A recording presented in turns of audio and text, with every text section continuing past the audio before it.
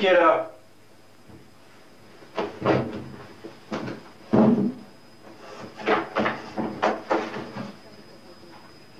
Ah, qu'est-ce que vous faites là?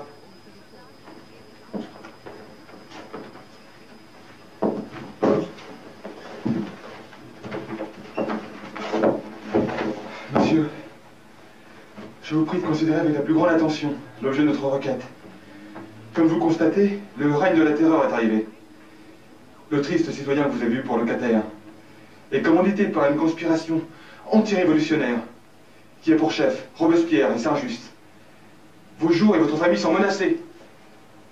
Nous vous conjurons à la retraite en des lieux plus paisibles. En résumé, vous me proposez de fuir. Fuir ma maison, fuir mes travaux. Non, messieurs, je ne vous suis pas dans votre raisonnement.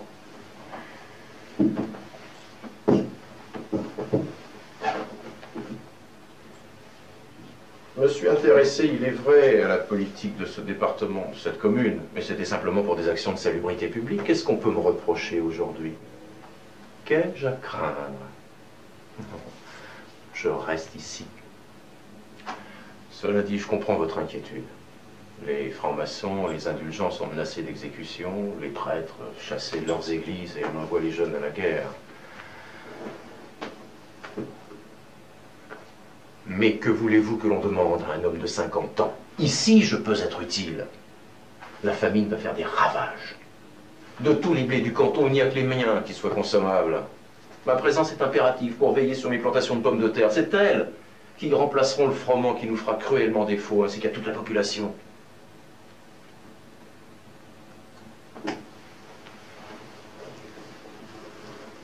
Monsieur, notre ami commun Antoine Laurent Lavoisier a été arrêté.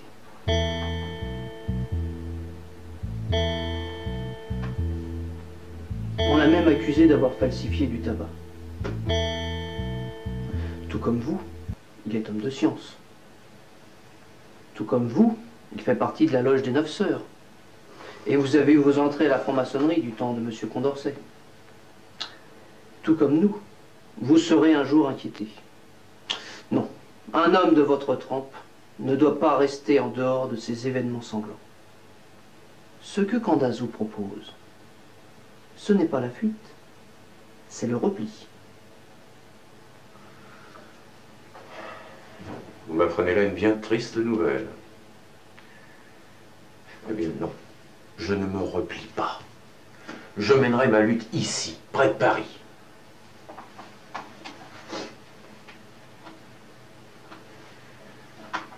J'y compte encore beaucoup d'amis. Il me sera aisé de les contacter et ensemble, nous convaincrons la population de ne pas se laisser entraîner au pire. Toujours au service des autres, c'est insensé. Et nous vous mettons en garde. Le dénommé Riston est un être sournois. Il manie bien le verbe. Il est dangereux parce qu'il s'introduit partout. C'est un jacobin. D'ailleurs, vous souvenez-vous de cet homme, retrouvé assassiné dans les ruines du père Coupeau? Oh, ce pauvre bougre, là, dont l'identité est restée un mystère. D'ailleurs, Vincent le connaissait. Il s'agissait d'un instituteur de Taverny, nommé Fleury, franc-maçon lui aussi. Nous devions entrer en contact. Il était porteur d'une liste de noms de personnalités plus ou moins liées à notre mouvement.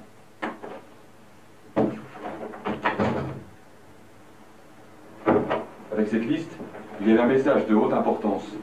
Et tous ces documents devaient m'être confiés. À l'époque, je n'ai pas fait le rapprochement entre cet homme mort et le messager que j'attendais.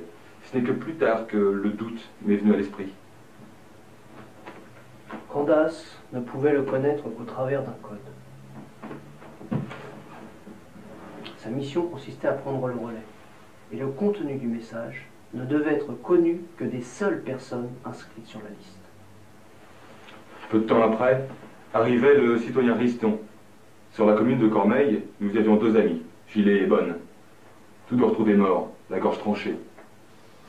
Coïncidence, sûrement. Drôle de coïncidence que d'avoir la gorge tranchée dans son lit. Vous ne trouvez pas? Enfin, messieurs, que voulez-vous dire? Tout ça me paraît si énigmatique. Que pouvait contenir ce message? Vous avez une idée? Pas la moindre, malheureusement. Nous avons simplement la certitude d'être gravement menacés. Et vous aussi. Car vous aviez de bonnes relations avec Monsieur Condorcet et Benjamin Franklin, que vous avez reçus ici, bien des fois dans votre domaine. Alors vous croyez que l'on peut me reprocher d'avoir appartenu à la loge des 9 sœurs? C'est ça. Mais il y a 10 ans de cela. Et alors? J'étais un adepte de passage, rien de plus. Mais depuis, vous le savez, mes préoccupations étaient plus scientifiques que politiques. Monsieur Cadet-de-Vaux, on ne vous reproche rien. Ce que nous essayons, Vincent et moi, de vous faire comprendre, c'est qu'il est probable que votre nom figure sur cette liste. Et dans cette éventualité, nous avons jugé utile d'éveiller votre vigilance.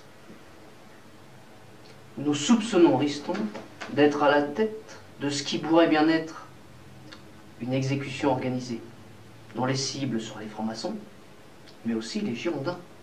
Et bien que vous ne soyez plus des nôtres, vous avez acquis l'estime de nos grands maîtres. Vos relations sont restées intactes. Mais il y a tout lieu de penser que le message dont était porteur Fleury vous était destiné à vous aussi. Non, je connais votre société, les tavernes de confidence. Mon passage à la loge des 9 sœurs a été si bref. Et puis, 10 années se sont écoulées.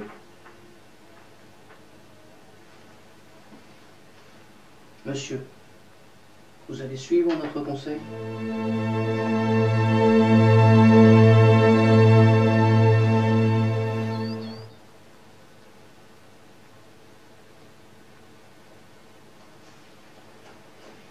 Non.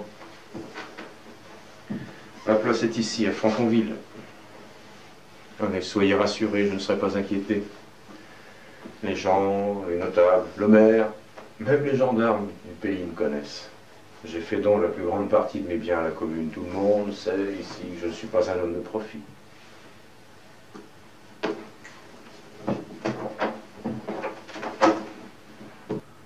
Et Riston, tout secrétaire du comité de sûreté générale qui soit, viendra pas m'inquiéter pour une vieille histoire de franc-maçonnerie.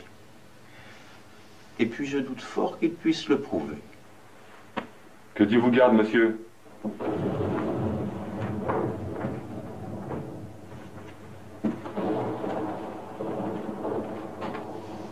Que Dieu vous garde aussi, mon jeune ami.